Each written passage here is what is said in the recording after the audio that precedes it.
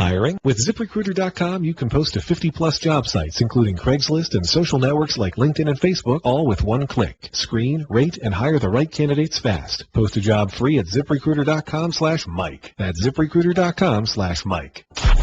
This is the Best of Mike and Mike podcast on ESPNRadio.com. The Best of Mike and Mike. Hey, it's Golick. Thanks for checking out the Best of Mike and Mike podcast. Here's what we have for today. 49ers, Raiders, and Bills head coaching news. Rex Ryan, we're going to talk to him on the show. Are the Cavs trying to get their coach fired? Some questions about LeBron's leadership as well. And rapid-fire questions with Sting. The Best of Mike and Mike. And I got a great menu for you. You ready for that? Yes. This morning, by the way, speaking of the menu, I was a guest on The Chew yesterday. Love that show. Delightful. It's going to air in a week and a half. I'll let you know when it's going to air. I was with our friend, Mr. Simon, Michael Simon, terrific chef, Mario Batali. Right. First time I'd been on that show, Mario Batali was not there. Right. So I got to meet him yesterday. Very cool guy. It's a great, fun place to be. It's a fun show. But I'm just going to give you a little heads up. Yeah. I'm going to give you a little warning. So that's a different audience from our audience, right? The people who watch The Chew, probably not a huge crossover right. to the people who watch and listen to Mike and Mike. So I just want you to know that an entirely new audience of Americans yesterday was exposed to your buttocks. So literally exposed. We showed the butt photo. They were exposed to my exposing. And what I found interesting. What was, can you tell me what was the reaction? I think people were impressed. I think people were... the reaction was appropriate. Let's leave it at that. What is it, a gasp of horror or... Oh. Well, sometimes the line between those two is so fine it's impossible to tell the difference. I can't wait to see. It was fun. I really hope they pan the crowd after that. Well, the hilarious thing is they show it while we're cooking. So, like, Michael Simon and I are cooking, and he's like, it's an art, really, to that. They're so talented that Michael Simon, he's not even looking at what he's doing. He's throwing ingredients in there and having a conversation with me at the same time. And I'm frantically trying not to let anything splatter on this jacket that I bought just for this appearance. So, but anyway, we did show the butt photo on The Chew, and it was a big hit. Everyone seemed to like it. I'm looking forward to hearing the reaction. And they told me you're coming down. I'll be on there. Yeah, I'm going on there. They do a little Super Bowl thing with some food and cook a little cook-off. So I'm very looking. You've been on it a couple of times. Just two. This is my second. They're very nice. I've been jealous of you until I had the ability to go on next week because I really like that show. I like to cook. And I certainly like food. Did you handle a knife at all? No, not a knife. Okay, the first time I went on there, they asked me to do a little more cooking. This time, Michael Simon, for those, he's a very well-known chef. If you watch any of the cooking shows, he was on Iron Chef and all that kind of stuff. And we got to know him because he's a crazy sports fan. Huge sports He's guy. from Cleveland, lives and dies. He was talking to me yesterday before we went on. Almost every member of his family went to Ohio State. So he's extremely excited, and it was so all of that. So he's a terrific guy. But anyway, it was a lot of fun, and we did show the butt photo. One thing that I noticed that I thought was interesting, they blacked out, they put up that little bar that keeps you from seeing it. Much more of your butt than we did. Really? Yes, they showed a lot less flesh than we did. I had a bow over my buttock. You can almost can't even see the bow the way they have it. Yes. You know that thing where if someone is like in the witness protection program and they're interviewing them, so they sort of make the screen kind of fuzzy. They did that to it's halfway up your back. I mean, you can tell what the photo is, but you see no butt, no cheek. No cheek. Well, if they happen to show that again when I'm there, I'm going to bring that up. Say, hey, you know what? Let the people see it. Well, listen, people are eating. Show the people my greased up buttocks. I think a lot of people are eating while they're watching that show. I was there promoting my book. Again, the book comes out next week. It's called My Father's Wives. Comes out next Tuesday. And if you're interested in pre-ordering, it has a website, myfatherswives.com. Okay. The NBA sent the Knicks to London in a move sure to set back relations across the Atlantic. Oh, boy. A very powerful owner says he was disappointed by Roger Goodell.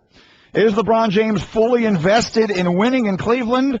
And Rex Ryan resurfaced yesterday 2 years after having last really been seen. I will explain that and a whole lot more. But we start with the continuing gyrations of the coaching carousel, and Jim Tom Sula becomes the new head coach in San Francisco, prompting football fans all across the country to say, who the heck is Jim Tomsula? Yeah. So they go from Jim Harbaugh, who had become probably the highest profile and among the most highly regarded coaches in the National Football League, with a win-now team that, plummeted to 8-8, but clearly seems like they're a tweak, not a rebuild away from potentially being a championship team. And they hire a guy that, let's face it, most football fans have never heard of in their entire lives. Mike, tell us about Jim Tomsula. Jim Tomsula is an excellent defensive coach, defensive line specifically he's been. Understand where I think the NFL is going, because anytime, really with college jobs as well, and the NFL jobs open up, the big names flash, right? They throw out the big names of guys that are in the media right now, seeing if they can come back. And as I said the other day, I think we're past that. I think the two names that come up all the time, John Gruden and Bill Cowher, I think we've moved past them. Their names aren't even they're mentioned kind of in passing, just a wonder, and then we move on because they're not coming out. They're not coming back to coaching, at least right now, and maybe not ever. So, and then there's the thought of, do you rehire a coach like Rex Ryan was the first one? That surprised me a little bit. But here's what, and then you look at the rest of the coaches: Todd Bowles, Jack Del Rio, Jim Tomsula. What you're seeing this year is a move to defensive coaches. These are all defensive-minded coaches. And the one thing about defensive coaches, they have that air about them that I think what you see is, when everybody says you're looking for that big splash, what teams are looking for is a coach that will relate to the players, a coach that will work with the players. And defensive-minded coaches have that kind of, that gruff mentality. And usually players really dig that. And you look at these guys, Rex, Todd, Jack, and Jim, players love them. There was just something about Rex, Todd, Jack, and Jim that made me laugh. I hear you. They really do play. Where is your son? He's playing today in the sandbox with Rex, Todd, Jack, and Jim. Exactly. And you know what? Having fun doing it because you know what? These guys, they're all defensive kind of down and dirty kind of guys. Who are the offensive guys? Marone is an offensive guy. Gaze is an offensive guy. Josh McDaniels, who, and we'll see where but Jim Tomsula, so let me give you the, why you may not have known of Jim Tomsula before he got to San Francisco in 2007. NFL Europe, gang, and he made the swing. The England Monarchs D-line, the Scottish Claymores D-line, the Berlin Thunder defensive coordinator, the Rain Fire head coach. That's where he was. That's where he cut his teeth in NFL Europe, which helped players and, in this case, helped coaches as well. And then he got to San Francisco in 07. This is before Harbaugh got there, and Harbaugh kept him when, obviously, Harbaugh got the job. Players love him. He's a D-line coach. He was the head coach for one game when Mike Singletary was gone in San Francisco. So he was the interim head coach for that one game. But he's a defensive guy, especially a D-line guy. That's all he's been in the NFL. He's been with one team, and has been as a D-line coach. But players love the guy. Now, I don't know how many of the coaching staff will remain. Greg Roman, we know, is already gone.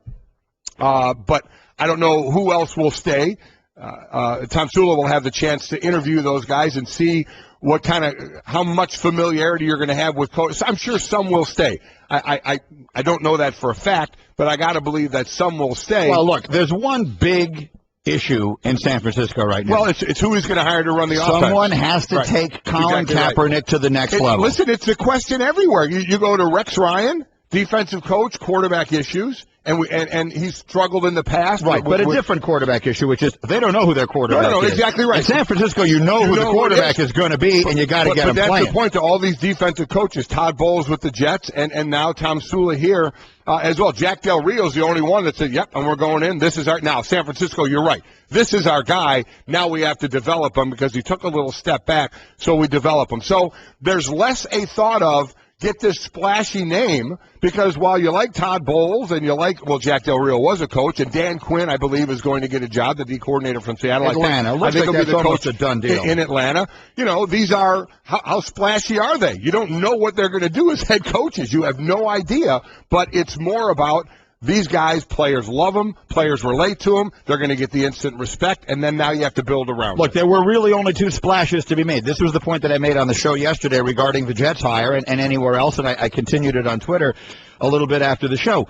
There were only two coaches out there that were going to make anyone do cartwheels. Jim Harbaugh, and he chose to go to Michigan, and Urban Meyer, and he's not leaving. Right. So the anyone else you were going to hire, I mean, even Dan Quinn became sort of the hottest name out there.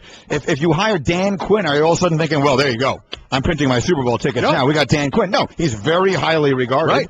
Bowles is very highly regarded. We have no idea. We'll find out. No idea. Because the transition is totally different. I mean, you have in every line of work, there are different things. And one of the things that happens, this is an interesting function, I think, in corporate America, and it's almost impossible, I would guess, not to do.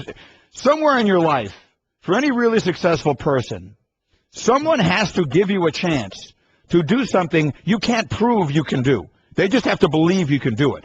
Like, there was a time in my life, again, you were a former player. Mm-hmm. I started out in the business. I worked the 8 p.m. to 4 a.m. news production assistant shift at WMAQ Radio in Chicago, which doesn't even exist anymore.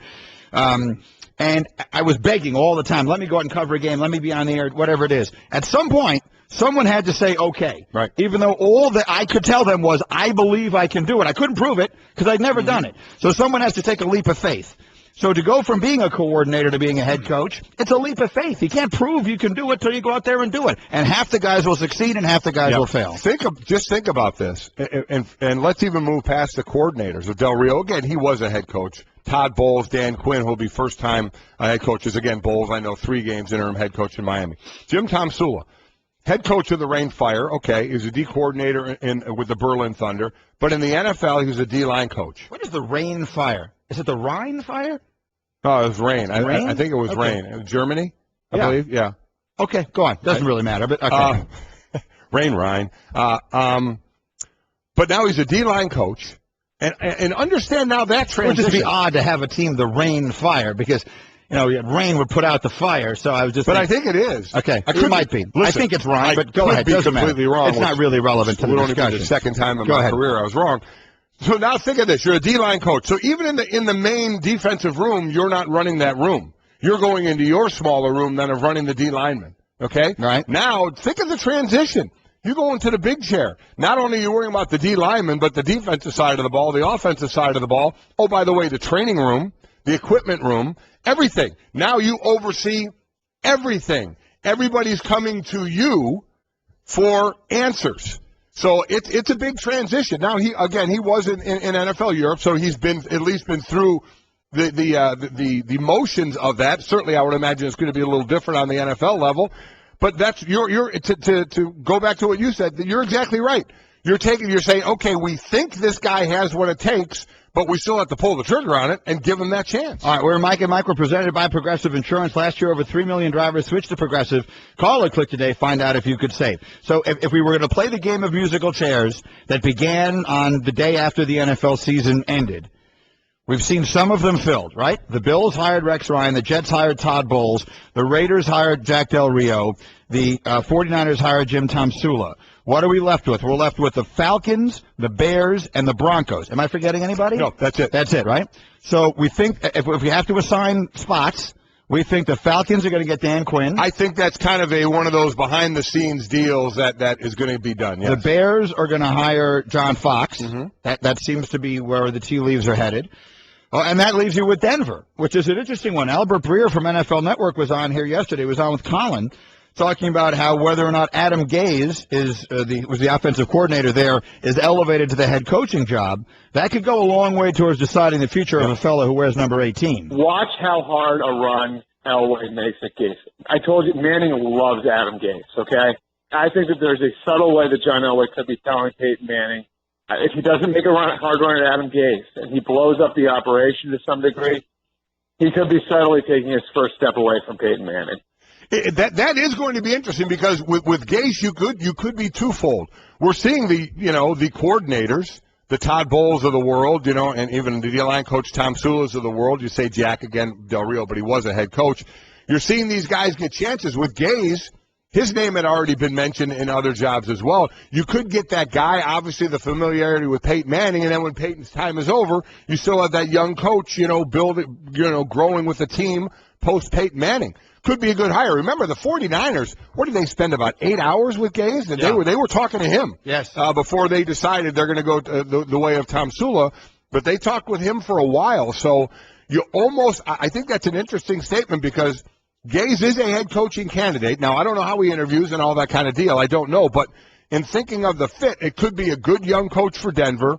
It fits perfectly with Peyton Manning. And then when Peyton's done this year or next year, you still have that youth and building and growing with the Denver Broncos as they transition away from him. So could be a good hire. I could see that happening. And I also could see he's right. If Elway goes for someone else, especially someone else who's young, not an established name, but someone else who's young, that could make it an interesting situation for Peyton and what he wants to do. Yeah, and so I would circle it back then to where we were a moment ago in the conversation.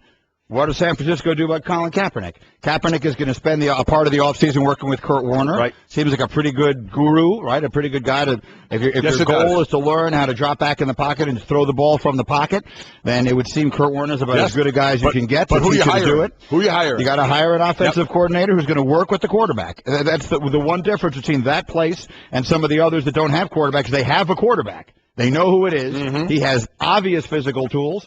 He has some areas in which he needs to improve, and you got to figure out a guy who's going to help him improve in those. I remember this comes up quite frequently.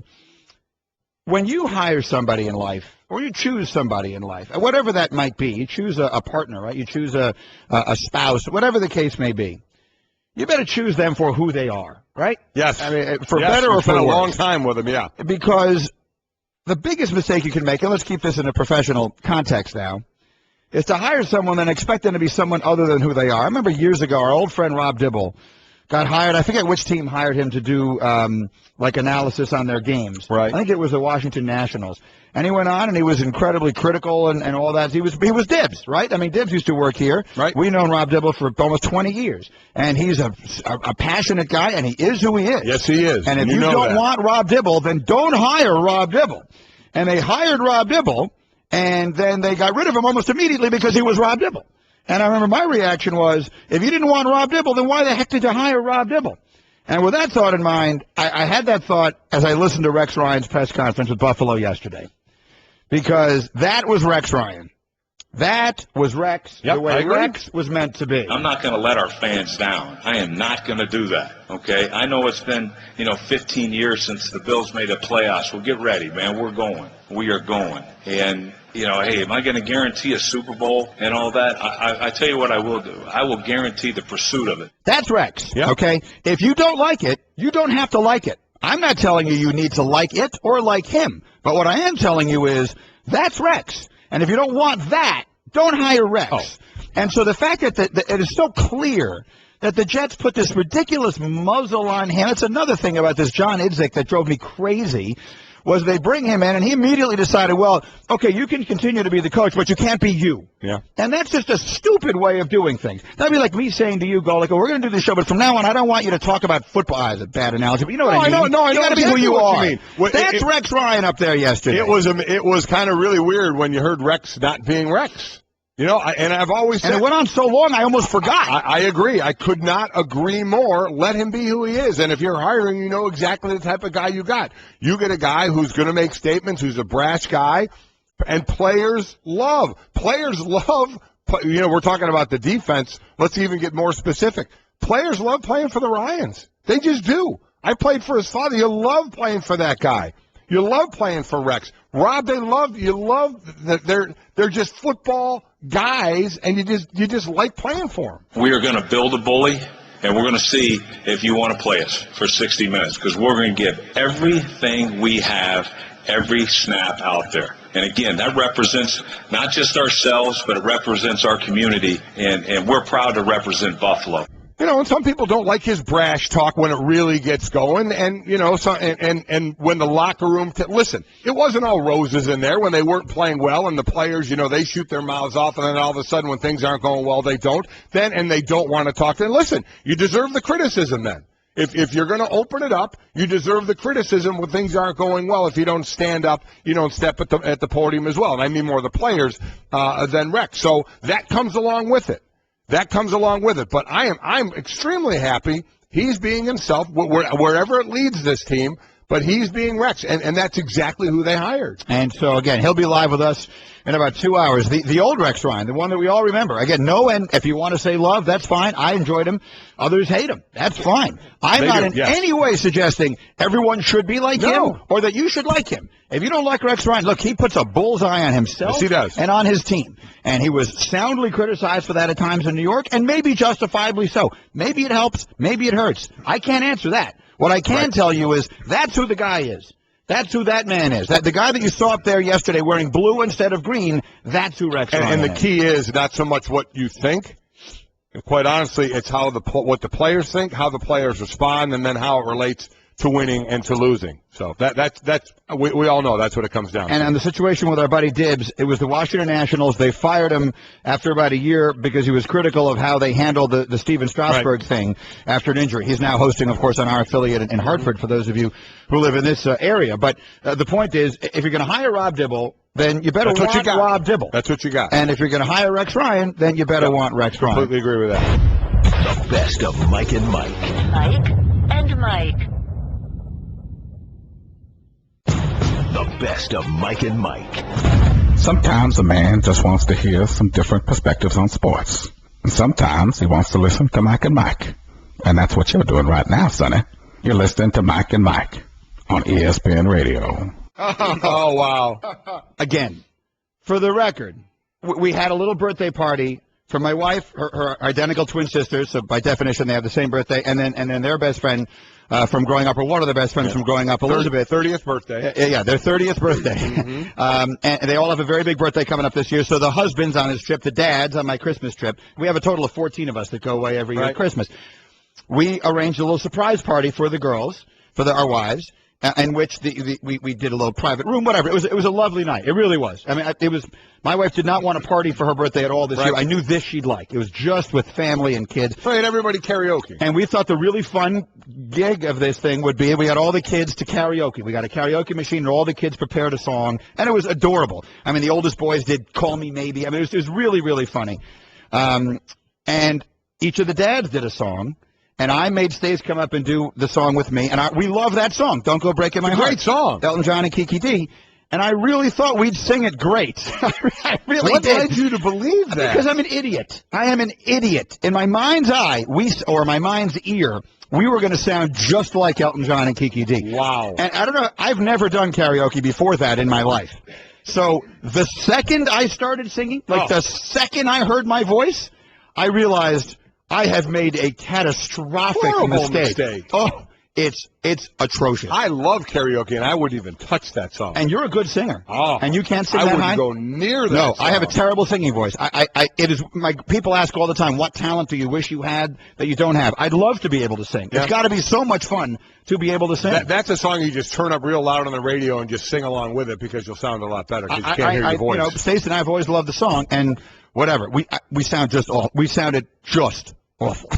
It was a lovely romantic gesture on my part, I got to tell you. Like most of my lovely romantic gestures, flat, huh? It wound up in disappointment and pain. Okay. All right. Mike and Mike, to finish up our conversation about Marcus Mariota, who I think should get drafted high and not played immediately, and you're a little less worried about it. We had Mike Mayock from NFL Network on yesterday. His thoughts? You can't knock a kid for things he's not asked to do in college. And in the college spread offense, they're not asked to be pocket-aware quarterbacks. So then it becomes a projection. And his conversation is completely opposite of Jameis Winston. And it's really intriguing. That's right. It is intriguing. They're like mirror images of each other. It's absolute. Everything he said is 100% correct. I go back to Trent Dilfer talking about how many times Mariota gets to throw to his first read, which doesn't happen, at that rate in the NFL. And again, we talk about a high-character, smart kid. Maybe he picks it up and he does very well, but there's more of an if factor, at least from the pro style, than there is with Jameis Winston on the field. So it will be interesting because Tampa Bay could use a quarterback. Tennessee, they do have Zach Mettenberger, who they do like, who is a pocket guy. Could Mariota go there and those two, have at it. Jacksonville, Oakland, Washington don't need quarterbacks, and I don't think they'll take quarterbacks. Your Jets right there at 6 could use one. Then you go Chicago, Atlanta, the Giants. Don't need quarterbacks, right? None of them. I mean, no. they're going to. I don't know what they're going to do with Cutler, but no, I would think not. And then you go number 10, St. Louis, who is probably looking for a quarterback. So it could get very interesting. Boy, I tell you, if St. Louis could find a way to get up there and get Jameis Winston, they would look awfully good. That's a good team. St. Louis has a lot of things going for them right now. Could not agree more. Yep. Just a quick perusal of what's going on Twitter before we get to the LeBron James stuff. Did you see what Jim Harbaugh tweeted? Jim Harbaugh tweeted about, 20 minutes ago. Mm-hmm. Jim Harbaugh. It's, Coach Jim for UM. He's going to be a fun follow. This is what his tweet is. Attacking this day with enthusiasm unknown to mankind. And he capitalized the E in enthusiasm, the U in unknown, and the M in mankind. So Jim Harbaugh is going to be a fun follow on Twitter. Attacking this day with enthusiasm unknown to mankind. Let me ask you a question. Uh-huh. In a vacuum, if you're taking over as the coach of Michigan, is it good for you or bad for you that Ohio State just won the national championship? Well,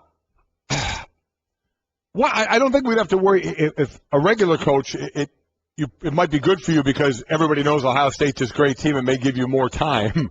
But if you're Jim Harbaugh, you have time. Jim Harbaugh is not on anywhere near a short leash. Jim Harbaugh is going to be coaching that team probably as long as he wants to coach that team. So for him, it's probably great because you know what it does?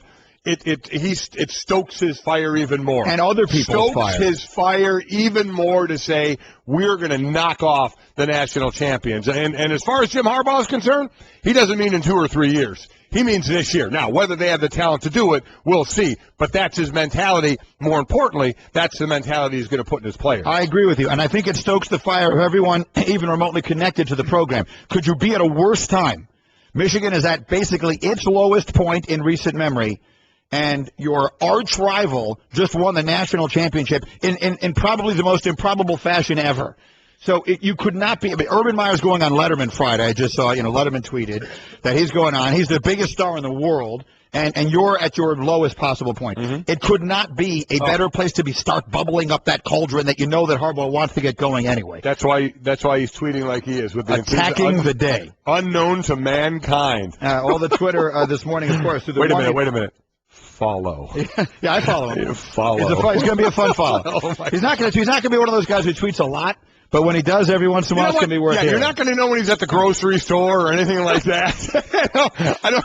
Picked up a new pair of khakis today. I went khaki shopping. All the Twitter through the 1-800-Flowers.com Twitter feed. Surprise someone special with a gift just because from 1-800-Flowers.com. Go to 1-800-Flowers.com/VSPN for exclusive offers. Okay, let's get to the LeBron stuff. There's a bunch out there. We will have we're Mike and Mike presented by Progressive Insurance and Brian Billick on the Subway Fresh Take Hotline. Full-scale preview of the 2 football games this weekend with Brian coming up in a little more than 20 minutes. Adrian Wojnarowski from Yahoo Sports, one of the best guys when it comes to NBA insight and stuff, had a piece that he wrote in which he really takes off on LeBron. Yesterday, I asked Tim Legler, because LeBron spent a lot of the time that he was injured in Miami, rehabbing, and was at the national championship game. You saw a lot of criticism of that on Twitter and stuff. And I asked, almost jokingly, Legler yesterday when he was in our studio, is it reasonable to question LeBron's commitment? As I expected, Legler said no, he didn't think that was right. Adrian Wojnarowski kind of does. Let me read you a little bit of his piece. He writes, before LeBron James disappeared on his 2-week vacation to South Beach and Jerry World, his message to these Cleveland Cavaliers had been unmistakable. Never mind what you see, just listen to what I tell you. Later in the piece, he writes, James rejoins a roster with better talent than he left after the Cavs made trades and got Mozgov, J.R. Smith, and Shumpert. It's a roster that'll require James' greatest intangible skill of all, team builder. He should have been with the Cavaliers through his rehabilitation, whatever he says about the healing powers of warm weather. Much more than talk about it, James needs to live the commitment now. He needs to be engaged on the floor and in huddles. Leading is every day, all day, and he's largely been absent in that way for the Cavaliers. And the piece goes on along those general lines. You can find it on Yahoo Sports. Most people who follow sports know Woj. So, Mike, what do you think? There's a credible voice, a voice I consider to be very credible, suggesting that LeBron has really demonstrated a lack of leadership thus far in his return to Cleveland. Two things. First, on the actual him taking off and leaving. I don't know basketball. I'd have to find out more compared to football. Listen, in football, if you're out for 2 weeks, now in football, if it's a regular season, you miss 2 games. In basketball, obviously, he's missing, more than a handful or two. But at least in my experiences, you don't go anywhere. You have to be there every day for treatment, and you're with the team, and you're there for treatment. Now, guys that are on IR and they're out for the year, maybe not so much, but we're not talking about that here. I honestly don't know, and I need to talk to some of our guys about that. If you're out for an extended period of time in basketball, do they take off? Do they go play? I don't know that. I honestly don't know. And they talked about going to South Beach where it was warmer to rehab, that sitting on the bench was not great for the back, because it was a knee and a back. So I need to find out more in basketball if that is done. Okay, so there's from the side of the injury. In football, for a couple of week injury, it is not. You are there every day getting your rehab done, and you're around the team. Okay? As far as leadership is concerned, I guess I would ask that. I've lived my life as a team guy, team first. Now, I've never been a superstar. I think LeBron James needs his leadership to be apparent now more than ever, even going to this team. Understand, I talked about this when he went to Miami. You have Dwayne Wade, who is a great leader in and of himself. Chris Bosh, now maybe, not as boisterous as the other guys, but, a leader in Toronto and one of the best players in Toronto, but a mature veteran as well. Yes. So he didn't need to be a dominating leader. And let me say this, too. I don't know where that is with LeBron. Just like we talk about leadership in football, Eli Manning's a different leader than, a fiery someone who's more of a fiery yeller. Dan Marino, who I played with. Dan got in your face, yelled. Eli doesn't do it. Peyton Manning. Eli and Peyton, ironically, brothers. Both effective leaders, though. It's just your leadership style. But part of leadership is also being around. So I guess that's a surprising part to me is this team needs to be turned around. And if this team is going to be turned around, it's going to be turned around because of LeBron James getting that team where he needs it to be, whether it's with that coach or not. Listen, we all know the best situation, and you keep bringing it up when we talk with Jeff Van Gundy when he was coaching the Rockets. The coach and best player have to have a great relationship. Doesn't seem like it's going on here, and I don't know if it's ever going to go on here at all, and Blatt eventually may be gone. And the way it's going, maybe Kevin Love as well, the way that they don't seem to be using him.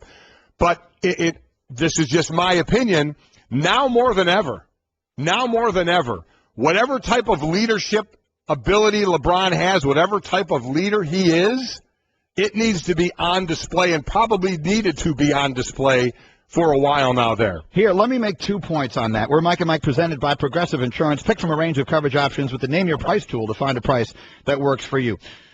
Compared to, let's go back to when LeBron first went to Miami, the last time he changed scenery. They had 2 things going for them there that he does not have going for him now. One of them is that was a different LeBron. That was a vulnerable LeBron James. That was a LeBron James who was largely reviled. He wasn't just booed in Cleveland. Yeah, he was a villain that first year. Well, LeBron James was getting booed everywhere he went. There were people, because of the way he handled his departure from Cleveland the first time, there were people that had it in for him. People everywhere wanted to see him fail, and there was a vulnerable side to him. He wasn't a champion. Right. He was a pretender at that time to the throne. He's now a contender for the throne, right? He's now in the debate with the greatest players of all time. So he's got 2 rings. He made 4 straight finals. Right. Most of that stuff, his credentials have been verified by what he did in Miami. So he comes to Cleveland without any of that. Here's the other thing he doesn't have in Cleveland. He doesn't have Pat Riley, and I think that's a huge factor. Because if you go back to the beginnings of the Heat as we knew them, Eric Spoelstra's sitting there on that bench, and you and I both thought, well, he was dead man walking. Yep. Riley will push him off the cliff, just like he did to Stan once upon a time, and he'll be the coach of that team. And guess what? He didn't. And when LeBron and Spoelstra are bumping into each other, walking to the huddle and all the rest of that stuff, Spoelstra, who does seem to have a little bit of a presence about him and all that David Blatt does not, but forgetting that, what Spoelstra had behind him was Pat Riley. That's right. And you just know that somewhere along the line, Pat Riley, whether it was explicitly or implicitly, sent a message to LeBron James. Here's your coach. That's the guy. You follow him, okay? You're the player. He's the coach. Because that's the kind of guy Pat Riley is. And Pat Riley is one of maybe 3 people walking the face of planet Earth who can say that to LeBron James, right? Pat Riley can say that. Phil Jackson can say it. Maybe Doc Rivers. You know, there are a few guys that will just command that kind of respect. Greg Popovich. Absolutely. You know what I mean? Yeah, I'm with you. Yeah. David Blatt doesn't have that. Yeah. David Griffin doesn't have that. Dan Gilbert doesn't have that. No one can look LeBron James in the eye and say, listen, this is what you're going to do. LeBron can do what he's going to do, right? So all of that is a very long way of coming back to me saying I totally agree with you. This is now on LeBron. Yeah, it is. He might as well be the coach. He might as well be the general manager. He might as well be the owner. Because from the moment he decided to come back, his decision, right? He writes a first-person piece in Sports Illustrated telling the world he's coming back. He knew before anyone else knew what he was doing. That became the Cleveland LeBrons. They are the Cleveland LeBrons now. And it is completely on him to set the tone for everything. So here's the bottom line. If he wants the coach out, get the coach out. What are you wasting time for? Why is anyone pretending this is a circumstance that's eventually going to work itself out? It obviously isn't. David Blatt might wind up being a very good NBA coach. This is not the right circumstance for him. Make LeBron the player coach. I don't care what you do, but one way or another, you got to do what LeBron wants done. Yeah, you There's do. no other option. And the player, you can get a veteran coach in there. I think that LeBron would respect. You know who LeBron would respect? LeBron would respect Mark Jackson. Yeah, he would. I'd tell you that right now. Sure would. I'd say that. Listen, they can hire Mark Jackson tomorrow. I agree with you. you. Not that I want to see him go. I love Mark Jackson. And I think one of the ancillary things of this is you keep going along this process, you're going to lose Kevin Love. What did you give up for Kevin Love? And now he's going to walk, not maybe walk? Andrew Wiggins is starting to really play too. So, listen, I'm with you. The Blatt situation doesn't seem to be working out. Management keeps wanting to throw their weight behind him. Again, I don't know how much ego was involved in all of that. It's just not working right now. But getting back to the central theme of this, LeBron's leadership is on and needs to be on display more now than ever, and needed to be on display since he got there, because it is a completely different circumstance than when he went to Miami. And that's why you got Brian Windhorst on SportsCenter yesterday setting the world on fire when he said, I think that the players were trying to force the franchise to make a move. I don't know if it was conscious, but their play was dictating that, and they went so far as to actually tell opposing players that they were trying to get their coach fired. Again, this is not unheard of in the league. This has happened before. But that was what was going on, and the Cavs were obviously aware of that. And so last week, their general manager, David Griffin, came out very strongly publicly and said, basically, David Blatt is our coach. He's not going to be fired. And then they made a couple of trades to try to bolster the overall talent on the team. So what you've got here now is a bit of a stare down in between the front office and the players. The front office has backed David Blatt, and the hope is with LeBron healthy and reinforcements defensively with a new center in Timofey Mazdov and a new players in J.R. Smith and Iman Shumpert, that they will get over this. So, and the one thing he said there, you have to remember, this wouldn't be the first or last time that the players would oust the coach. It happens. Oh, Magic Johnson got a coach fired. The power players have the power. That's just the way it is. So, again, we never sit here and wish for anybody to be fired, but we both don't think this is not going to work. I don't know if there's a person out there that thinks this relationship is going to work. It's just a matter of when you end it. And now I think not even more importantly, because this team needs to start winning, is it going to involve losing Kevin Love? Are you going to keep backing Blatt so much that, the way Love is being used, which every analyst we have says is ridiculous, and to the point where he can walk at the end of the season, or the thought of trading him before the trade deadline so you got something for him after what you gave up for him? Would you really choose that, Blatt, over trying to keep this team together to see what he can do? I mean, it was just a tough situation with Blatt getting hired before this whole team got formed. You can just say, you know what, we didn't expect this. We didn't expect this team to be what it is. We need to get a different coach right now.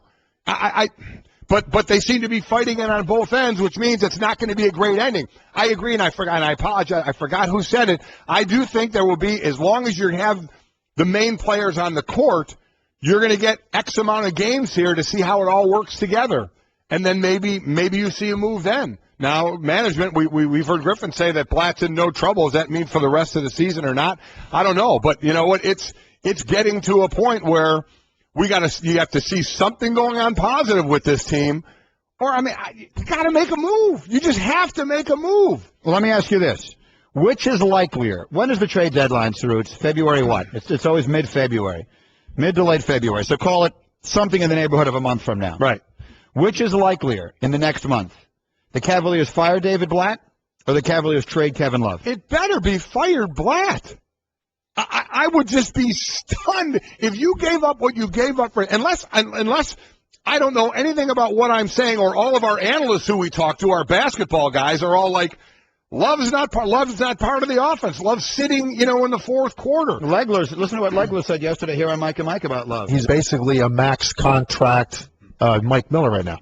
He's a max contract Mike Miller. And other guys we've talked to are a little stunned at it as well. And plus what you gave up for him. It would blow my mind if they end up trading this guy. The trade deadline is February 19th. Yes. The only reason I would say the opposite is firing David Blatt doesn't get you anything in return. Trading Kevin Love gets you something in return, and you might lose him at the end of the year for nothing. All right, but firing David Blatt and showing Kevin Love and getting him back involved in the offense. Showing Kevin the love, getting him involved back in the offense and getting this team maybe on the right path. But maybe he's just not a good fit with LeBron and Kyrie anyway, and if he's not, then he might decide to go to L.A. or something else. He might decide to leave anyway. So if you don't trade him, you run the risk of losing him. That's one of the things I don't know is the inner workings of that relationship. Now, Kevin was on our show about a month or so ago, maybe 2 months ago, and he reiterated, look, I'm not going anywhere. I'm staying here in Cleveland for the long haul. But I wouldn't blame him if he's rethinking that. Circumstances change, absolutely. Mike and Mike. We are going to build a bully, and we're going to see if you want to play us. That was Rex, the way Rex was meant to be. Players love playing for the Ryans. They just do. I played for his father. You love playing for that guy. You love playing for Rex. And now it's the Buffalo Bills players who will get their chance to love playing for Rex Ryan. We are Mike and Mike. We're presented by Progressive Insurance. And again, on the Subway Fresh Take Hotline, I still struggle with the words. Head coach of the Buffalo Bills, Rex Ryan, is with us on Mike and Mike. Good morning, Coach. Congratulations. Good morning, guys. Let's start with this.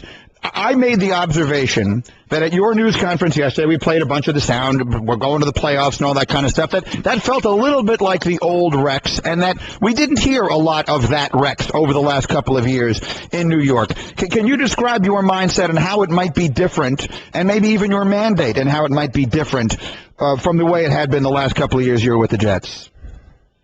I think first off, when when you're taking over a team, and this is it. This is my last stop. This is it for me. The last team I'll ever coach will be the Buffalo Bills, and I hope it's 15 years from now. That's it, and I'll pass it on to my son. That would be ideal. But for me, it's this is really my beliefs. This is how I feel. And I'm going to be myself, and this is the direction we're going to take. And I honestly believe in exactly what we're doing. I think you can't buy experience, and obviously having 6 years of experience as a head coach with the Jets, I think you'll learn a heck of a lot. There is no question about it. But one thing, be true to yourself, and that's exactly what I'm going to be. I'm interested to ask, why do you say, it's not like you're an old guy at all. Why do you say this? And I know you want to be there for 15 years, but why do you say this is your last stop? Because that's just how I feel about it. I'm going to put everything I have into this. And then, when it's done, it's done. But that's just how I feel. Like it's all or nothing, and I'm going to put it out there. I'm going to be proud of this team. There's no doubt. I know I will be, and obviously it's I'm thrilled to be the head coach of the Buffalo Bills, and just the community, how the community embraces this football team, all that kind of stuff. That I think I've got to put everything in, just like they put everything in. I'm putting every single thing I have into coaching this football team, and that's what I'm saying. That's it for me. This will be my last shot. I don't care that, hey, I'm young, whatever. Makes no difference. Every bit of my, every ounce of my energy is going to be to build this team. And the great thing is, it's not like I'm building it by myself. I've got some great people around me with the same direction, and that's why I'm so confident in it. Mike and Rex, just quickly to tie up that point when you say you're going to go in there and be yourself. The first thing I said on the air this morning, I made that observation, that you up there yesterday, that was you, and we hadn't heard that you for a while. Did you feel inhibited? Was there a reason why you felt you couldn't be that way the last couple of years with the Jets? No, I'm just, I'm not going to get into it. Listen, I had some great times there with the Jets, and I'm so thankful for, Woody Johnson of giving me my first opportunity to be a head coach. The players are the reason I got this job. The way they played, their passion, all that's what got me this job, and I'll always be indebted to them. And I've made friends in that organization that'll last me a lifetime, and I'm so proud of it. But hey, this is my new start. This is where it's going to be, and I'm not looking backwards. I'm looking forwards. And as I said, players love playing for the Ryans. I got a chance to play with your father, and I think players just love playing for your guys' mentality, whether it's you, your brother, or your father. Your mentality of football, players just absolutely dig it. That said, we know about you on the defensive side of the ball and the offense the last couple of years with the Jets, and I've heard you talk about you've learned some things over the years. So what on that side of the ball, from the offensive side, can you say that you've learned that could be different that you'll implement with Buffalo? I just think it has to be everybody has to be, lockstep and barrel. I mean, we've got to be dialed in on who we are, who we want to be. And I think that's it. I think the first couple of years when I was with the Jets, it was all about ground and pound. We played to the strength of our, of our players, and we were successful. I think when we tried to, maybe, be a little more balanced, be a little more pass, friendly or whatever. But I don't know if our team was built that way. So what we want to do is we want to build it, with our offensive line from the front back. We want to build it that way, and do what's always in the best interest of us, without somebody maybe a hidden agenda there. We don't need to. We don't need to try to match, throwing the football with Tom Brady. If there's a different way of doing things, we're not going to be as good as Tom Brady at quarterback, regardless if we have, Jack Kemp in here at quarterback. So, we get that. But there's different ways of winning. We got to be all in it together. The three, with its offense, defense, special teams. We've got to be, it's complementary football, and we have to understand it. So I think, part of that is if I have to step in a little more into doing things, making sure things are done exactly the way we see it as a organization, what our plan is, then that's what I have to do. I think also, the hiring of Greg Roman, I think, is a huge hire. Talk about a guy that helped lead a team to 3 straight championship games with the 49ers as the offensive coordinator. The style of play that he has, he's a tough guy, that kind of run mentality. And obviously, we're going to throw it too. I mean, we have Sammy Watkins on our football team. That's going to be a huge plus. We got Robert Woods. We got a big tight end catch the football. So we're going to use those weapons. But we're all, the first thing you're going to think about is this team's going to try to run it down, they're going to try to run it down our throat. So get ready to play it. If you got to put 8, 9 guys down there, then good luck trying to cover Sammy with one guy. Mike and Rex Ryan, the coach of the Bills, building an offense. And I hear everything that you're saying, and the one position you don't reference yet, because that is the one that you'll have to figure out, is at quarterback. Not so long ago, the Buffalo Bills, prior, of course, to your arrival, drafted E.J. Manuel in the first round, and he's there. So what is your observation of him? How do you go about figuring out whether he's going to be your quarterback and then make a decision on what you do at the position? Well, you definitely give EJ an opportunity. There's no question about that. I think he has the tools. I think he's got one thing we knew about EJ, he had a great work ethic, and I think that's where it starts, especially in the NFL. That position is so demanding of you mentally and preparation-wise that a lot of guys don't quite, fit that mold, but this young man does. So he'll get every opportunity, to be a guy to compete for the job. But we're just now in the very beginning of the evaluating process, and we're going to leave all options open. So, with that said, we got some work to do, and obviously you're going to lean heavily on with Doug and the personnel department as well, and we'll see what we can come up with. But we're going to create the competition here at that position as well as others, and see what happens. Well, there is a guy that you remember, and I do too, who wore the number 6, who's going to be a free agent this year, and you probably still have his phone number. What do you think of giving Mark Sanchez a call? Well, I still got the tattoo, so I think I don't necessarily have the phone number, but no, we'll look at Mark certainly, and we'll look at everybody, all other options as well. What's your, when you first get the team together, what's your first message to them? Well, I think, Mike, I just speak from the heart. So for me just to say that this, that's exactly what I'm going to say and all that, I'll present how, my true feelings about our football team, the direction of our football team, how I want it to go, and what I expect. And I think that'll be my first meeting and things. But I'm excited about that. I know obviously we got a ton of work to do leading up to that process. Right now I'm trying to put together an all-star staff, if you will, but an all-star staff that's not individuals, that's all about the team. And I think that's the first step that we're taking. I've got a great start on that, obviously, with my 2 coordinators, with Dennis Thurman and Greg Roman, and so I think that's the first one. Then we got the Senior Bowl and starting evaluating the college talent as well as looking at our talent that we have, and I know a lot about them. And this team, put it on us twice, and so very talented football team, in particular on defense, and obviously have some talent on offense as well. So I'm excited about it, and can't wait to get going. All right, and just to wrap it up, Rex, I see you've already won over the first family of Western New York. I saw you having a beer with Jim Kelly and his wife tweeting delightfully about it. So it looks like you've already found a good first friend to make up there in Buffalo. Yeah, that's a good one, and he is such a competitor and everything else. We know the battles that he's been going through and things, but he is just absolutely terrific. I ran into him at Clemson, and we've struck up a friendship there, and that continues obviously now. Thurman Thomas was there. So I've met him, and that's good. And another guy, I know, Golick, you were, a 10th round pick of the Houston Oilers? Yes.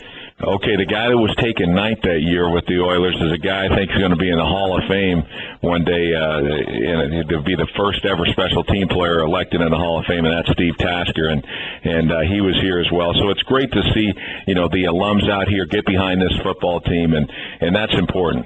What's better than having a beer with some people and some pizza? I mean, my God, that's like the dream scenario. So one general question, Rex, before we let you go. You became a head coach a few years ago for the first time from a coordinator position. We have Jim Tomsula, Todd Bowles, Dan Quinn probably going to get a job as well. If you could give them a bit of advice on the first time you become a head coach, or I guess just in general, what was the biggest transition for you from becoming an assistant coach to a head coach? I think the biggest thing, and it sounds crazy, but it was the media obligations. It takes, you're not just a football coach anymore. You become the face of the franchise, or at least one of the faces of the franchise. And I think that was something that, I think I was ready for it, but it took up a lot more time than, you might think, and you're not just a coach anymore. So I think that's one thing. And the biggest thing of all is, obviously, you got to build trust in the building. You got to find out, make sure your people are right with you all the way, and you got the same exact vision for the team, and you have a great chance to be successful. And number one, be true to yourself, be who you are. Don't coach like Bill Belichick if you're not Bill Belichick. Be yourself. And obviously all those guys that you talk about, they're all deserving, guys, and I'm sure they'll do a great job. They've been great assistant coaches for a number of years in this league, so I wish them the best, except obviously Todd Bowles with the Jets. Well, Rex, as I said the other day on the air, you made it fun for a whole bunch of years for those of us who root for the team that I root for, so I thank you for that. I wish you the best of luck up there in Buffalo. Thanks for some time this morning.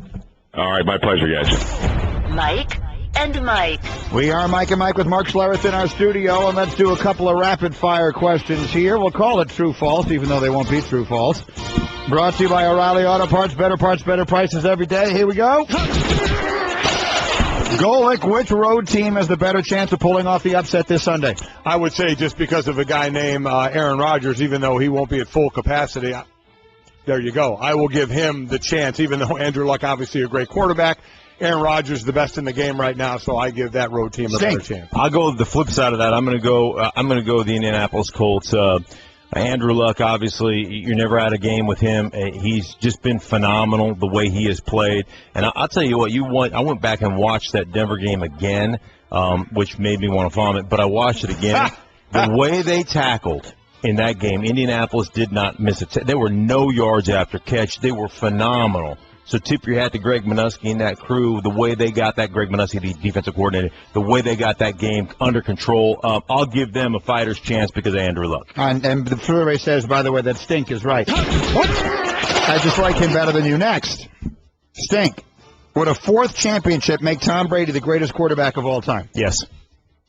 Simple. I mean, if he wins another championship, and he has done it over the time span that he's done it in, and you had the early part of his career was all, there was a lot of defensive domination there, and how they've changed and how they have taken guys that were, on nobody's list like Edelman and made those guys relative stars, if you will. I think there's no question that he would go down as probably there's a question mark, but in my mind, he would go down as maybe the greatest quarterback ever. I still think it would be considered Montana.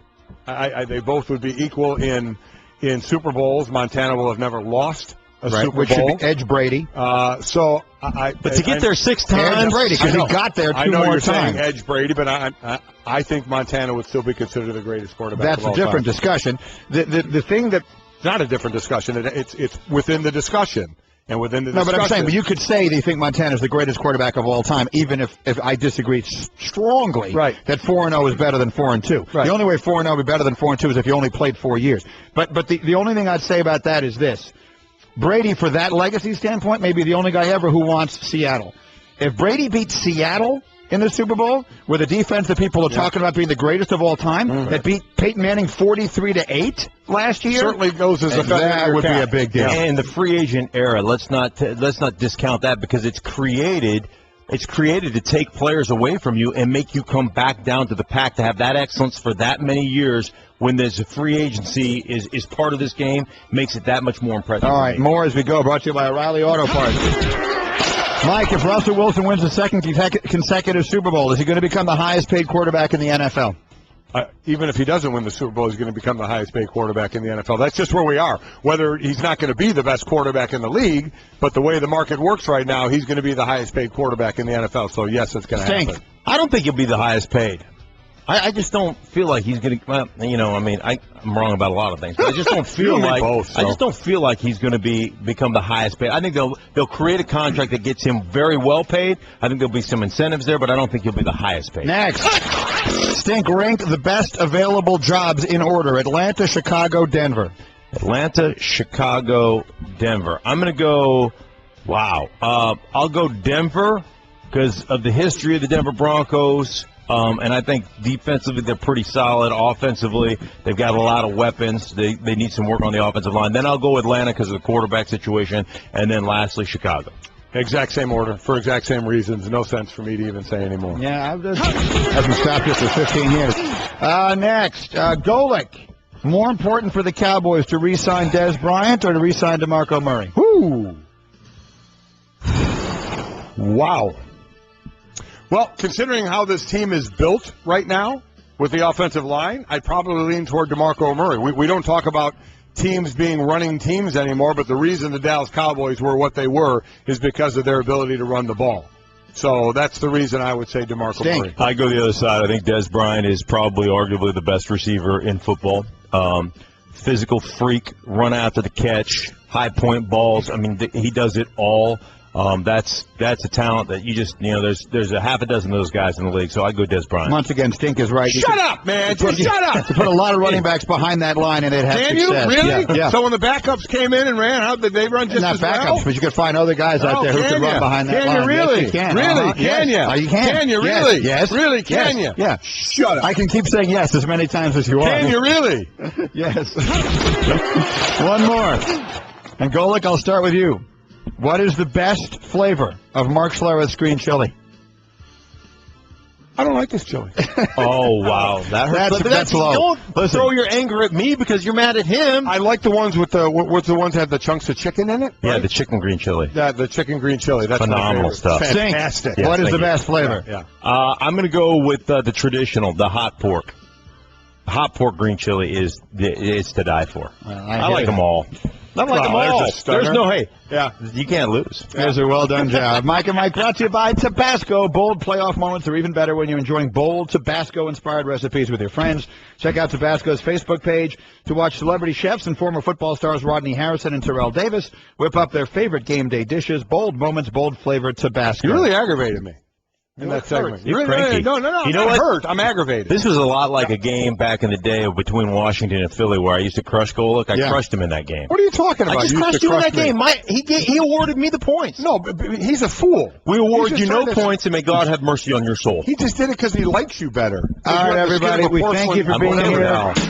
This has been the best of Mike and Mike on ESPN Radio Pod Center. To hear more from Mike and Mike, log on to ESPNRadio.com and become an ESPN Radio Insider. The best of Mike and Mike.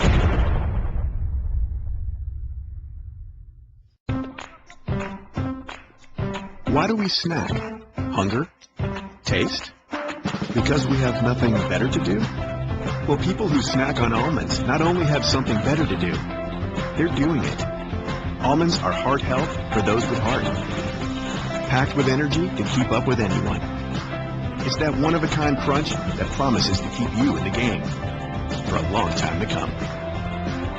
California almonds. Crunch on.